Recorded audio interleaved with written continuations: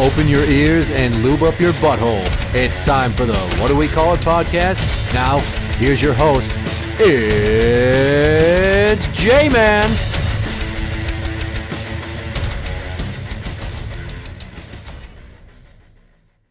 Welcome to the What Do We Call It podcast. I'm Jmann, and it's just me. And today we're going to delve deeper into my psyche because I had an incident recently with my parents at their house, and it just reaffirmed some shit that I said in one of the episodes in the month of May about my mom not being able to process any sort of blame for ways that she has emotionally or mentally harmed me over the years as a brutal, overbearing wench. To tell you that story, I first would tell you this story. My senior pictures were basically hijacked from me by my parents. They basically picked every aspect of it for me by telling me what they wanted me to wear, and since they were paying for it, I had to follow suit. I didn't really get to show off any sense of individuality in all this. Now, I know that I'm saying it was my parents, but in reality, it was my mom. She's the brainchild, she pulls the strings and wears the pants in the relationship, and my dad is just kind of a pussy who goes with the flow so that he doesn't have to live in misery, or so he says. So my mom tells me that she doesn't want a picture of me with my bald head from buzzing my hair off, and she wants me to grow my hair out for her so that she can have a picture that she can be proud to show off, which right then and there is kind of a cunty way of putting it. And to get me to do that, she had to leverage my behavior, and in doing so went above and beyond the call of emotional abuse, and she threw down gauntlets like she would make me change schools, or she would throw me out if I did anything to upset the process, which in and of itself is pretty fucking abusive, but she'll never cop to it, and I swear to you on my kids' lives, those were the exact terms that she used, that crazy bitch. And, looking back, she made me grow my hair out for 3 months, and then she made me do it junior year, which just seemed ridiculous. So anyways, months of growing my hair out, it just grew straight out. I couldn't get it cut at all, she said, not even to try to style it. So I basically had like 3/4 of an inch of half row. And my hair's baby fine. So it didn't make an afro. It just kind of was there and it looked really stupid. And people would fucking make comments about it. And I'd constantly get people like, oh, you growing your hair out? And I'd say, no, my mom's making me do this for senior pictures. And then I'd have to tell the story. And then inevitably, 1 or 2 people that were in a bunch of my class would be like, that's stupid. Senior pictures aren't until next year. We're in 11th grade now. And apparently he was too fucking stupid to figure out that, it takes time to grow hair. Either way, I had buzzed all my hair off after school on the final day of 10th grade. It was a terrible year. One where I had so much failure and disappointment and tumult that I attempted suicide via a bottle of sleeping pills. And when I did that, I went to the ER. They didn't pump my stomach. They said I should be fine. But then they told my mom to take me to this other facility for mental health. And when we got there, I flipped out because they put me in a room with this other kid while they talked to her. And when we were sitting there, this kid's talking about how he tried to kill someone, but he's trying to make amends to be better so he can get out. And I'm like, I don't fucking belong here with you shitbags. So I pitched a fit, and they made me sign some no self-harm contracts, which really, if you think about it, it's just paper. Fuck you. It's not legally binding. And if I kill myself, what are you going to do? Like, call me in the afterlife and say, we're really disappointed in your decision to not follow through on your promise to not harm yourself. And hopefully you're burning in hell as punishment for what you did. My mom, I don't know if she took me out of there against medical orders or what, or against medical advice would be the technical term for somebody that they might want to put on a psych hold. But I didn't stay that night. And she's held that over my head all the time, ever since. We're talking 23 fucking years she's held that over my head. And for whatever reason, she seems to think it's like her crowning achievement of parenting that she saved me from being trapped in the hospital. It wasn't like I was Michael Myers and I had stabbed a bunch of people and they were going to fucking lock me away forever. And she went to bat to advocate for that I was a misunderstood child. She just let me talk my way out of there and apparently said, just listen to him, please. So by no stretch of the imagination did she bend over backwards to make this happen. No matter how she wants to frame it, you will never fucking convince me that she had to jump through hoops to make that happen. So let's now fast forward to a few days ago. They were babysitting the kids for me while I had to go run an errand for an hour and a half. And I come back, and I was in a terrible mood, and it was about to get worse because I'm standing in their family room, and on the wall behind their TV stand is my senior picture, which has been mocking me for over 2 decades. And I walked behind the TV stand, and I picked that motherfucker up. And I walked it upstairs, and I held it up for my dad to look at. He's like, "What are you doing?" I'm like, "What do you see when you look at this picture?" And before you answer, I want you to think of it in terms of, what does this picture represent to me after all of these years? And he said he had no idea. And I went, "Really? After how many times I've told you how much I hate this photo, how I'm still angry that you made me grow my hair out, how basically you forced me to look like this so you could brag about how nice it looked, as opposed to, having a picture of me in the way that I like to represent myself, the way I wanted to look." It's basically you saying that you didn't like how I looked and you weren't proud of me unless I fit the mold of what you thought I should present for my appearance. And he just kind of stood there, and he was a little gobsmacked. So I got angry, and I started raising my voice. I'm like, "I never want to see this fucking picture again. And if you hang this fucking thing up, I will take it and I will make it disappear. You no longer have my permission to display it. Basically, by keeping it on the wall, I feel like I'm being re-victimized every fucking time I see it. And perhaps I'm being too sensitive, but honestly, that's what it represents to me. It's a lasting 12 by 16 or whatever fancy framed version of me that isn't the real me, that they could not accept unless I look like that. They didn't like me for me. And to get that from your parents when you're in a very emotional time in your life, I was bouncing back from that previous year. And it's all just like, hey, if you could just throw me a bone here and let me present myself how I want, it would really help my self-confidence. Because nothing makes you feel like a stupid little child than being 16 years old and being told how you have to wear your hair. I mean, I'm not a girl in a Muslim country, so what the fuck? So I could tell he was getting nervous by the way I was holding it one hand and kind of just shaking it a bit. And I wasn't going to drop it, I wasn't going to break it, but he must have thought I would.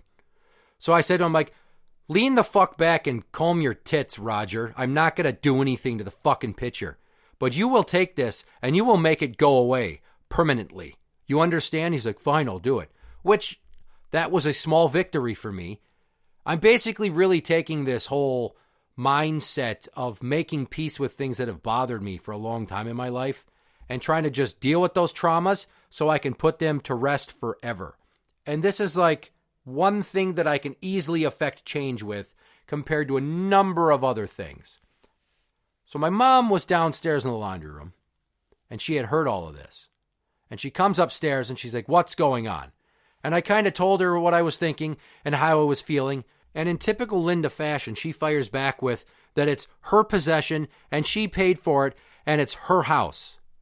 To which I replied, "This is my memory, and it's a painful one, and you have never atoned for it. And since you don't seem to give a shit about anything other than your fucking feelings, I'm doing something about it. Now you can either acquiesce to my demands, or we're going to keep butting heads over it. But this picture does not go back up on that wall. Ever. Do you understand me? It's basically like you raped my will." Kind of extreme in the terms, but it is. You forced me to do something I didn't want to do for your pleasure or satisfaction, which is, in the emotional sense, kind of rapey. I mean, if I made my daughters wear their hair a certain way, or I made them dress a certain way that they didn't like against their will when they were teenagers, people would take real exception to that shit. So I don't know why it would be any different since I'm a grown man who was a teenage boy who was forced to do something by his parents. It wasn't like this has to do with them instituting a curfew I didn't want to deal with, or telling me I couldn't hang out with certain people. But when you've got this lasting, enduring legacy, and it's right there for everyone to see every time they come downstairs into your family room, it's like a slap in the fucking face. And then there's the added layers to the onion where she denies saying any of the things she did or being as overbearing as she was. And just to kind of fuck with her As soon as we got done with the pictures, we came home and I immediately got down to a pair of basketball shorts and shaved my fucking head right then and there. And she's like, well, what if there's a problem with the pictures? And I said, tough fucking shit for you, isn't it? I've looked like this long enough. Time for me to reclaim my sense of identity. Thank you. So flashback to where we're having this argument now in present day. And I say to her, you'd never support my decisions. You don't stick up for me. You rarely go to bat for me. And she goes, oh, that's not true. And I was going to say something, but I bit my tongue because I knew that she was going to bring up that night at the hospital because that's her go-to card because it's her fucking crown jewel achievement of parenting. And sure as shit, she goes, well, what about that night at the hospital? I'm like, oh, holy shit. Oh, we're talking about that again. I turned to my dad and I said, I swear on all 4 of these kids' lives right now, I knew that's what she was going to fucking say. She has nothing else to go on because of how infrequently she helped me out and how frequently you guys left me hanging. And I look at her and said, that doesn't count. You have been milking that shit for decades. What the fuck have you done for me lately? Whenever I need some support, all you can do is give shitty advice. For instance, there's a spot in my house where I punched a hole in the wall because I was so fucking emotionally overcome from everything that was going on last summer that I lost control. The pandemic, having to do work from home, dealing with all of the CPS bullshit and the beast, and I was just overcome. So I punched a hole in the wall. And when I did that, she's like, you gotta stop doing these things. You're ruining your house. Now, somebody that's in tune with their children's emotions or cares about other people would be like, why did you do that? What made you feel that way? And I would have told her, and then she would have been like, oh my God, I'm sorry you were so upset. I apologize for doing that to you. But that's what supportive parents say, and I don't have one of those. What I have is a fucking megalomaniac with narcissistic personality disorder, most likely. And she can only think about her own thoughts and feelings. So it ended on kind of a low note with me losing my cool, but my dad put the picture away. Now, we'll see if the picture stays away or if Poopy Crotch cracks the whip on my old man and he does what he always does and fucking bends over and does whatever she says. It's pretty fucking pathetic if you ask me. I wouldn't call that a partnership whatsoever. So now let's look at this from a psychological standpoint. This is a trauma that I suffered through many years ago. It's something that has bothered me still. I haven't processed it, so it's just lingered and festered, and that's not healthy. So I think if I was in therapy and talking to a shrink, and I told them about that, and I mentioned to them, I want to have the picture taken down so that I can feel better about the whole thing, to take back my power from the situation. I don't feel like anybody that has any level of respectable psychological, either bachelor's or master's or doctorate degree, would disagree with that. It's a healthy strategy. Maybe not the way that I dealt with it, where I was screaming to the point where I almost lost my voice and I was basically rage crying, because it just kind of swelled up out of nowhere based upon the day I was already having, which was not good. I'm approaching 40. It's time to take some of these monsters that are still lurking in my closet and pull them out one by one and execute them mercilessly, almost like a cartel execution video, so I can put them to rest and kind of feel better about myself, so that one day when she does die, I don't do what I've threatened to do for going on like a decade straight, and that's walk into her funeral, give her a vitriolistic, spiteful, I hate you kind of send-off with a eulogy that would make most people probably sick to their stomachs and gasp and be upset with me, and then kick the coffin over after I spit on it. That's the plan. I know that's not healthy. Someone's probably going to charge me with criminal mischief or abuse of a corpse, and I don't really want to go to jail for that shit, because then she technically gets the last laugh. So I got to deal with some of these demons while she's still alive. That way, when I eventually get to pull the plug on her when she's an old lady, I can feel a little bit bad about it, because if I had to do it right now, I'd be like, there's so many things you never apologized for. And frankly, fuck you. Boop. That's how it would go. If it happened right now, I would just unplug it. I'd walk out of there, block of ice, and then I'd come home and I'd put on Kool and the Gang's Celebration, and I'd dance about that shit, because I'd finally be fucking free from her and her inability to apologize for anything she's done wrong. And there's one little interesting bit to this conversation I had with her when I'm shouting at her, and she's basically firing back with all kinds of proverbial fuck yous, as I mentioned how small it made me feel.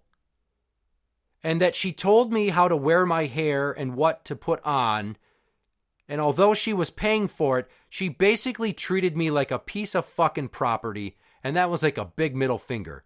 And she fires back with, well, I didn't want to have my hair dark in my senior pictures, but I had to do it.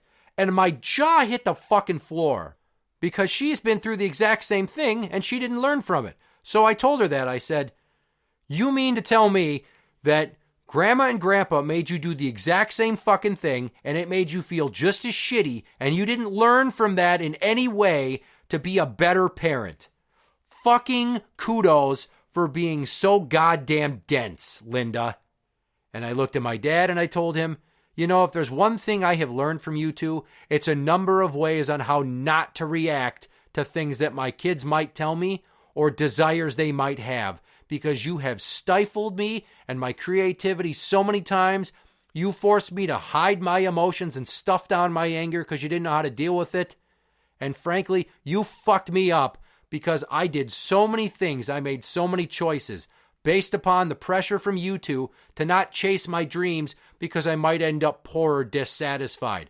And now I'm older and I'm poor and dissatisfied, and I didn't live my dreams. So I got to be the same fucking way you said I would be if I would have gone to music production school, or if I would have gotten involved with the local wrestling scene as a manager. There's so many things I wanted to do that I never did because they fucking pressured me, and like a dupe, I fell for it because my goddamn mother had like mind control over me. People will listen to their parents, right? They see it as a form of respect in some circles, but there's a line that you must draw that once they start controlling you, it's not give and take anymore. It's one-sided and it's abusive. So if you're one of those parents that your kid tells you they want to do something, or they feel one way, or their values are different than you, don't be like my mother and shit on your kid for being different from you, because odds are they're not going to be just like you. And it would behoove you to be emotionally mature enough to let them explore life on their own, to be an individual, to be more independent, to chase their dreams and try to find their own satisfaction without fitting into the little box of things that you had your hopes up that they would do, or taking the path more traveled to fit in. It's fucking lunacy, and you owe it to your children to respect their wishes, to ask them about their beliefs instead of telling them, no, I don't think like that, you need to be just like me. Don't be such a brick wall, because you're going to end up with a kid like me who can't fucking wait for you to die, if I'm being brutally honest. And I've said it for so long in so many ways, everybody that knows me knows I mean that shit when I say it. So be mindful of their feelings and support them, even if you don't understand, because a simple conversation could bridge the gap between how you feel and how they feel.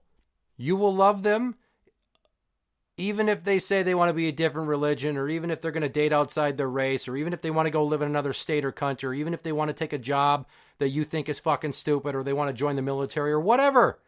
As long as their passion isn't hurting people or animals or doing damage to others, then just give them that support. You owe it to them as a parent. They didn't ask to be born, but now they're here. And if you really want to help them grow up to be an emotionally stable individual, you will make sure not to repeat the mistakes of your parents and learn from how the way that they reacted to you or treated you made you feel, so you don't do the same thing to your kids. Interact with the show on Twitter at What Do We Call It. That is at What Do We Call It. You can find us on Facebook at facebook.com/group/What Do We Call It podcast show.